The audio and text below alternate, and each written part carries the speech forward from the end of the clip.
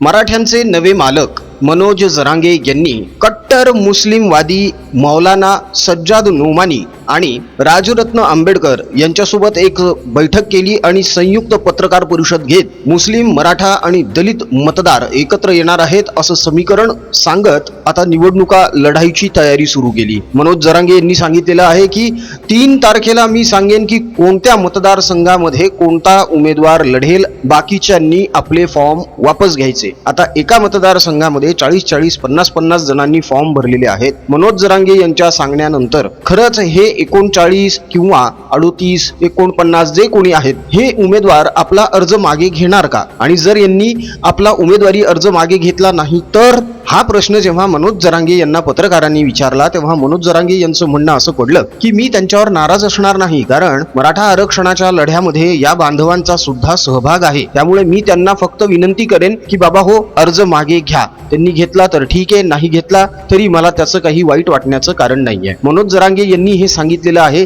यामुळे अनेक जणांच्या भुवया उंचावलेल्या आहेत आणि आता अनेक जण गुडघ्याला बाशिंग बांधून निवडणुकीच्या घोड्यावर स्वार झालेले आहेत। मात्र उमेदवारी अर्ज भरताना यांच्याच अतिशय जवळच्या लोकांनी उमेदवारांनी कशी गल्लत केलेली आहे आणि त्यामुळे काय गोंधळ निर्माण झालेला आहे हे जर तुम्हाला सांगितलं तर तुम्हाला सुद्धा प्रश्न पडेल की या लोकांवर हसावं की यांची कीव करावी। नेमका काय मुद्दा आहे, नेमकी काय घटना घडलेली आहे, आजच्या व्हिडिओमध्ये तुम्हाला सविस्तरपणे आम्ही सांगणार आहोत मित्रांनो। मात्र त्या अगोदर एक छोटीशी विनंती आहे। प्रपंच परिवाराने खास हिंदू माता बंधू भगिनी यांच्यासाठी हिंदू प्रपंच हे नवकोर YouTube चॅनल चालू केलेलं आहे, ज्यावरून हिंदू धर्म, शास्त्र, नीती, संस्कृती आणि संस्कार यांवरचे शास्त्रीय आणि वैज्ञानिक दृष्टिकोन असलेले व्हिडिओज आम्ही सादर करत आहोत। हिंदू प्रपंच या YouTube चॅनलची लिंक या व्हिडिओच्या डिस्क्रिप्शन बॉक्समध्ये दिलेली आहे। त्या लिंकला क्लिक करा आणि हिंदू प्रपंच या प्रपंच परिवाराच्या नव्या कोऱ्या YouTube चॅनलला सुद्धा भरपूर सबस्क्राईब करून ठेवा। भविष्यामधला धोका ओळखून आपण बॅकअप प्लॅन म्हणून हे चॅनल सुरू केलं होतं, मात्र आता यावरून हिंदू धर्माच्या जनजागृतीचं काम आम्ही मोठ्या प्रमाणावर सुरुवात करणार आहोत, ज्याला तुमची साथ लाभणं अत्यंत गरजेचं आहे मित्रांनो। म्हणूनच पुन्हा पुन्हा विनंती आहे, हिंदू प्रपंच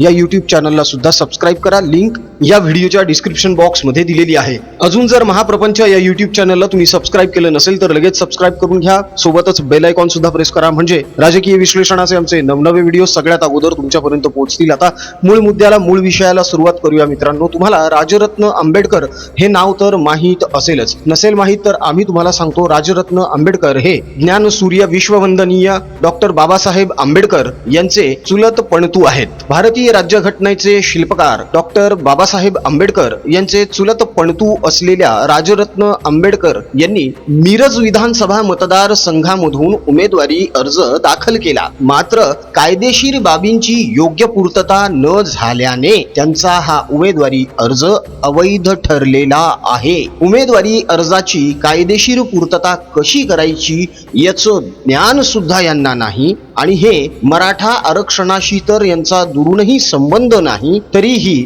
निजामी मराठा जरांगेंच्या भेटीगाठी घेऊन मराठ्यांना कायदेशीर टिकणारे आरक्षण राजरत्न आंबेडकर देणार आहेत अशा अफवा उठवण्यात आल्या मित्रांनो, ज्यांना स्वतःचाच उमेदवारी अर्ज देखील व्यवस्थित भरता येत नाही, कायदेशीर बाबी त्यातल्या पूर्ण करता येत नाही, हे कायद्याचा अभ्यास करून मराठ्यांना आरक्षण देणार आहेत अशा वल्गना करत आहेत। अहो, विधानसभेच्या उमेदवारीचा अर्ज तुम्हाला धड लिहिता येत नाही, तुम्ही सुप्रीम कोर्टामध्ये मराठा आरक्षण काय टिकवाल? यांना यांचा उमेदवारी अर्ज व्यवस्थित भरता येत नाही, यावरूनच कळून येतं की राजरत्न आंबेडकर हे किती हुशार आहेत आणि किती अभ्यासू आहेत। मौलाना सज्जाद नोमानी यांच्यासोबत बसून मनोज जरांगे यांच्यासोबत संयुक्त बैठक घेऊन, संयुक्त पत्रकार परिषद घेऊन यांना असं वाटलं की आता मिरज विधानसभा मतदारसंघामधून माझा विजय निश्चित आहे। अहो, तुमचा उमेदवारी अर्जच बाद झालेला आहे, काय विजयाच्या गप्पा करायच्या आता? मनोज जरांगे याला सुद्धा देवेंद्र फडणवीस यांना जबाबदार धरतील। राजरत्न आंबेडकर यांचा उमेदवारी अर्ज अवैध ठरल्यामुळे देवेंद्र फडणवीस यांना पुन्हा एकदा शिव्याशाप द्यायला मनोज जरांगे बाह्या सरसावून पुढे येतील आणि म्हणतील की हा फडणवीस यांचाच डाव आहे की आमच्या उमेदवारांना ते लढूच देत नाहीयेत। बघा बघा फडणवीस कसे आमचा गळा घोटत आहेत, बघा बघा फडणवीस कसा सूड उगवत आहे। अहो, तुम्हाला ज्ञान नाहीये उमेदवारी अर्ज भरायचं, तुम्ही काय फडणवीसांना ज्ञान देणार किंवा तुम्ही फडणवीसांवर याचा दोष कसा काय लावू शकता? मनोज जरांगे यांनी कट्टर मुस्लिम मौलाना सज्जाद नोमानी आणि राजरत्न आंबेडकर यांच्यासोबत एक संयुक्त पत्रकार परिषद घेतली आणि घोषणा केली की आमचं मुस्लिम हिंदू आणि दलित असं समीकरण जुळलेलं आहे. या उपर बोलत असताना मनोज जरांगे असं सुद्धा बोलले की आमच्या तिघांचं ठरलेलं आहे की यापुढे एकमेकांच्या धर्मामध्ये चबढब करायची नाही. शब्द सुद्धा काय सुंदर वापरलाय बघा, चबढब म्हणजे एक प्रकारे कबूलच केलेलं आहे की या अगोदर चबढब होत होती. मित्रांनो, हे नेमकं काय प्रकरण आहे, हे नेमकं काय गौड बंगाल आहे, हे थोडक्यात चर असा समजून घ्या. लढा मराठा आरक्षणाचा सुरू असताना निजामी मराठा मनोज जरांगेंच्या आजकाल या कट्टर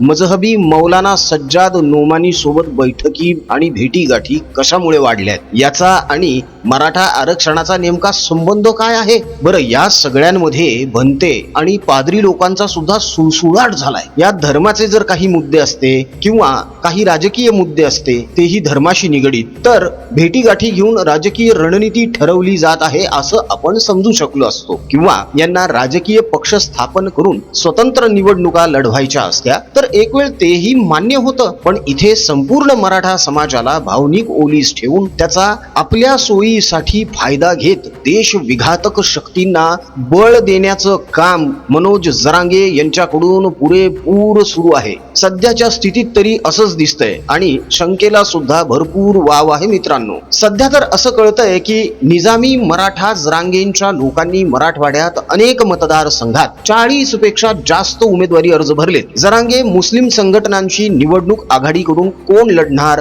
कोणाला सपोर्ट करणार, कोणाला पाडायचं हे ठरवणार आहेत म्हणे. अहो, हेच करायचं होतं तर सरळ सरळ राजकारणातच जायला पाहिजे होतं ना. उगच मराठा आरक्षण, उपोषण, आंदोलन हे सगळं करायची गरज काय होती तुम्हाला. आणि याहूनही मुख्य आणि मूळ प्रश्न असा उपस्थित होतो की संपूर्ण मराठा समाजाच्या वतीने बोलण्याचा अधिकार या निजामी मराठा असणाऱ्या जरांगेंना दिलाच कोणी. मराठा समाजाचे वकीलपत्र अजून तरी जरांगेंसारख्या अज्ञानी, अशिक्षित आणि मुस्लिमांच्या दाढी कुरवाळणाऱ्याला मराठा समाजाने अजिबातच दिलेलं नाहीये. मराठा समाज हा तेवढा सक्षम आणि प्रगल्भ आहे. मराठा आरक्षणासंदर्भात जी काही नौटंकी सुरू होती ते बघता इथे शंकेला वाव आहे मित्रांनो की हे सुद्धा डीप स्टेटचंच एक षडयंत्र असू शकतं.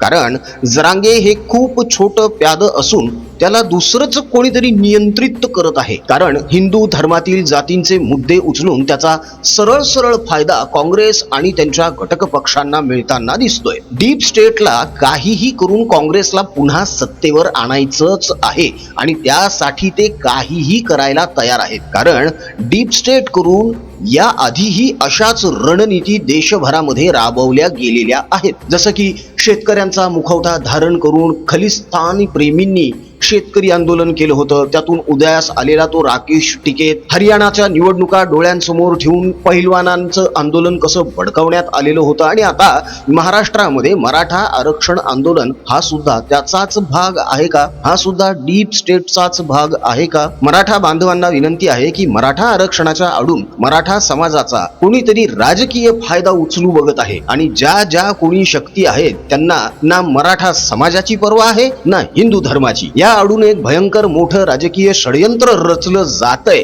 आणि त्याचा फायदा यांनी लोकसभा निवडणुकीमध्ये मिळवला. लोकसभेत जाणारे तेच प्रतिनिधी मराठा समाजाला ओबीसी मधून आरक्षण नको असं उघड उघड संसदेमध्ये बोलले. हे असंही बोलले की मराठ्यांना स्वतंत्र आरक्षण द्या. अमोल कोल्हे असो, बजरंग बाप्पा सोनवणे असो, सुप्रिया सुळे असो, या सगळ्यांचं असंच मत आहे. आणि या सगळ्यांच्या या वक्तव्यांचा मराठ्यांचा नवा कैवारी म्हणून मिरवणारे निजामी मराठा मनोज जरांगे यांनी निषेध सुद्धा केलेला नाही. आणि या प्रतिनिधींनी मराठा समाजाला फसवलंय म्हणून यांच्या राजकीय पक्षाला मतदान करू नका म्हणून उघड उघड बोललेले सुद्धा नाहीत. पण हेच निजामी मराठा मनोज जरांगे भाजपने मराठ्यांना 2 वेळा आरक्षण देऊन सुद्धा भाजपचाच सुपडा साफ करा असं म्हणत उघड उघड धमक्या देत आहेत. यावरून हेच सिद्ध होतं की यांना मराठा समाजाचं काहीही घेणं देणं नाहीये. कोणाची तरी सुपारी घेऊन मराठा समाजाच्या मनात भाजपविषयी विष कालवणे हाच यांचा एककलमी कार्यक्रम आहे. राजरत्न आंबेडकर यांनी कायदेशीर बाबी पूर्ण केल्या नाहीत, यामुळे त्यांचा उमेदवारी अर्ज